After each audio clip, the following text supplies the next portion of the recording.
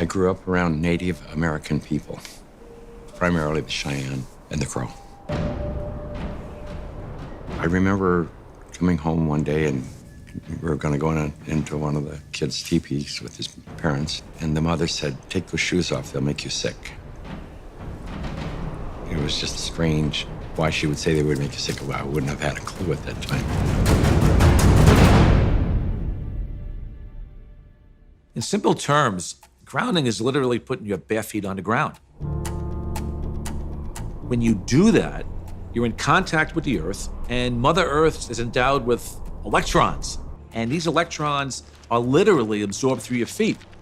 It's like taking handfuls of antioxidants, but you're getting it through the feet.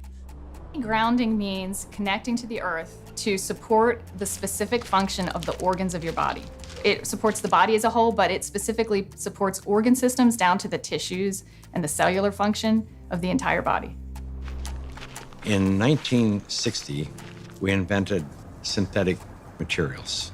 The first thing we did was we put synthetic soles on the shoes. We started wearing sneakers.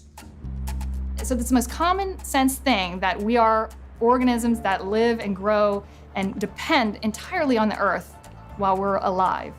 And yet we have completely isolated ourselves from it. We're so disconnected that it becomes this weird thing if we actually slip our shoes off. 95% of people walk insulated on the earth. This was the single thing that happened that probably caused the proliferation of inflammation-related health disorders far and above anything else. This is so incredible. This is Nobel Prize material. I got involved in the cable industry in the early 60s. I first learned the need to ground cable signals as we were developing the industry. When you run a wire into the house, before you can go into the house, you have to ground the cable. I mean, you have miles of wire hanging up there in the air. If there's lightning in the air, it's going to hit the cable. And so what you want to do is create a path to ground for the lightning so that it doesn't enter the house or blow up the TV or create a fire. One day I was sitting at a computer and the computer kept crashing. I knew it was static electricity, so I put a piece of tape across my desk and grounded it. Then I realized in that process that the outlet wasn't grounded, so I fixed it so that I could get rid of the static electricity.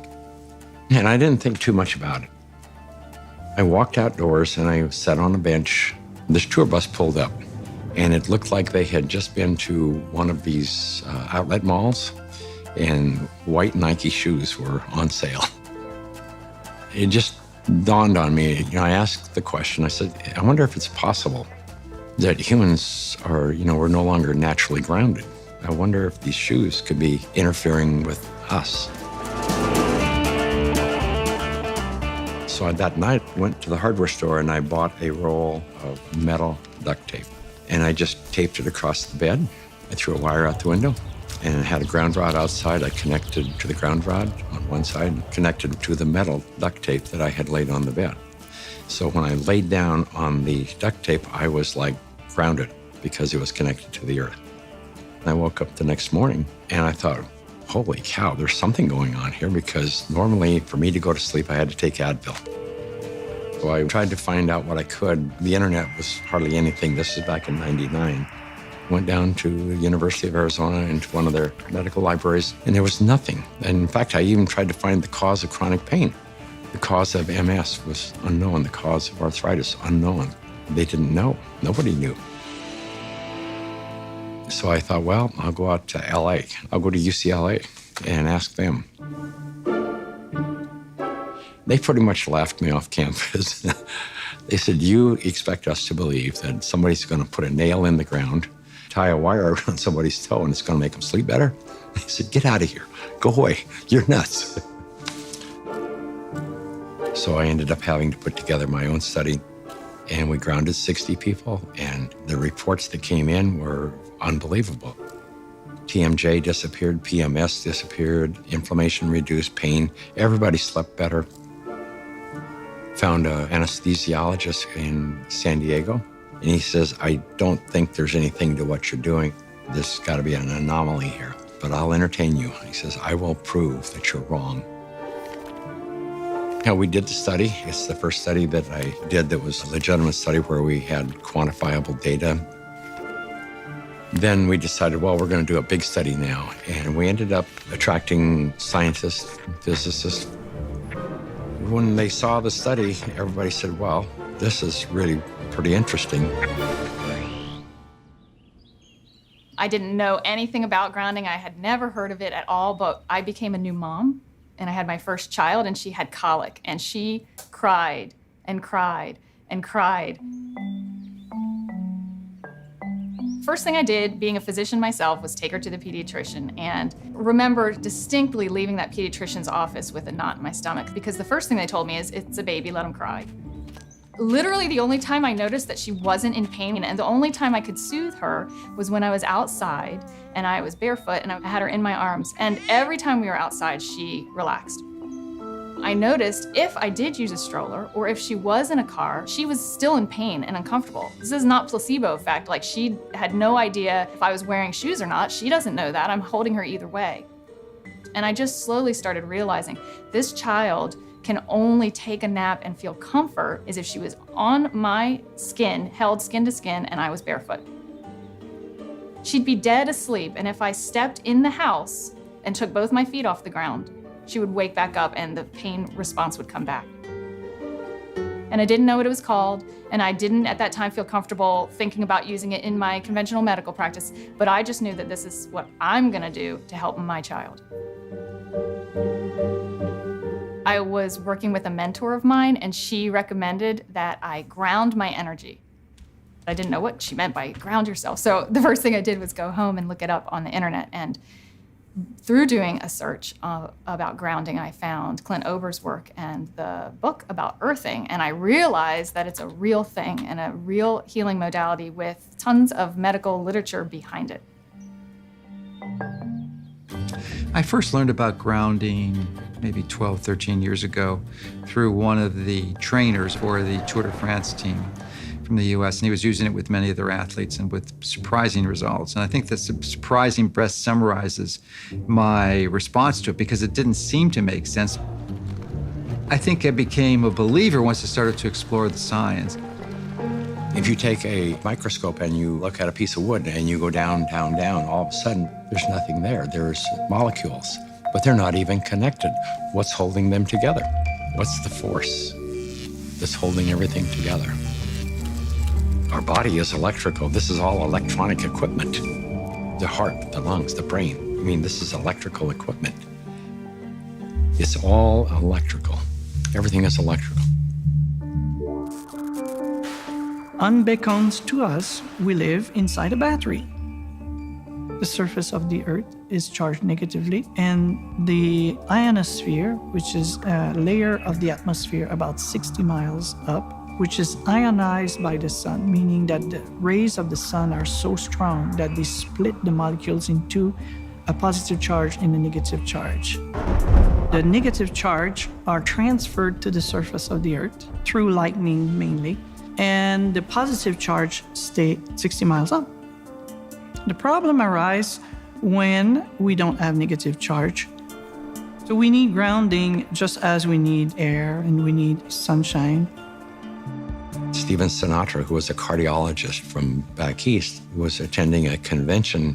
We sat down with Stephen and told him the story of what I was doing. Now he said, well, if you're affecting pain, he says, you need to be researching inflammation. You don't have arthritis, you don't have cancer, you don't have all these health disorders.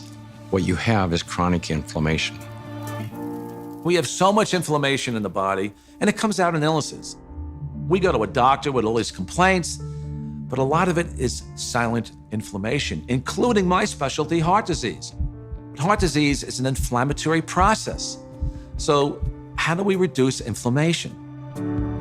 Inflammation is produced by neutrophils, which is a white blood cell. You have an injury, you have a damaged cell. And so these white blood cells come over and they encapsulate the damaged cell and they release reactive oxygen species, which rip electrons from the damaged cell and that destroys the damaged cell.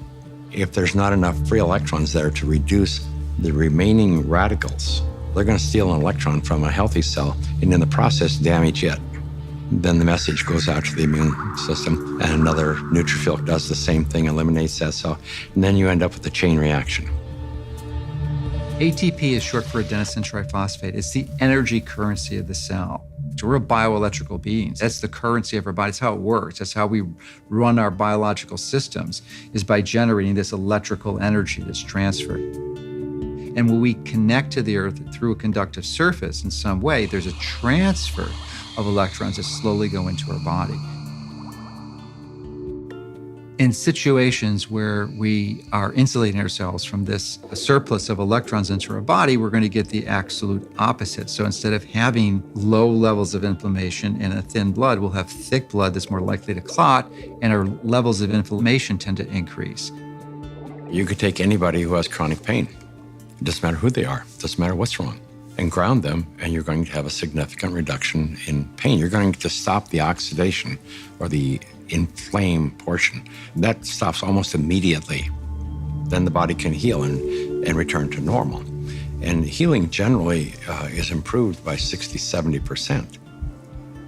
If inflammation is the cause of all these health disorders, then I know that not grounding is the cause of inflammation, because if the body is grounded, you can't have inflammation. Can we measure the effects reproducibly? The answer to that is yes. We now have 20 studies. There's 21 published studies in the medical literature on earthing and grounding. And this is peer-reviewed stuff. In simple terms, what earthing does is literally, it quenches the fires of inflammation. And if inflammation is the source of all root illnesses, including Alzheimer's disease, cancer, heart disease, diabetes, I mean, the list goes on and on. If you can impact inflammation and, squelch it, kill it, stop it, we're going to be healthier beings. So, why hasn't it caught on in mainstream? I can only say it will. There's a well-established, traditional, conventional system that relies on expensive intervention. So they'd like to perpetuate that, and they're not too interested in having some competition coming in for a lot less expensive to sort of sabotage their profit levels. Because their goal isn't to help humanity. Their goal is really, as corporations, is increase their profit. The question becomes, how much of an influence has lack of grounding been in the epidemic of disease that we have? Is this grounding a factor? The light switch went on, and I thought, we're doing things completely backwards here. A typical day for a child is completely ungrounded.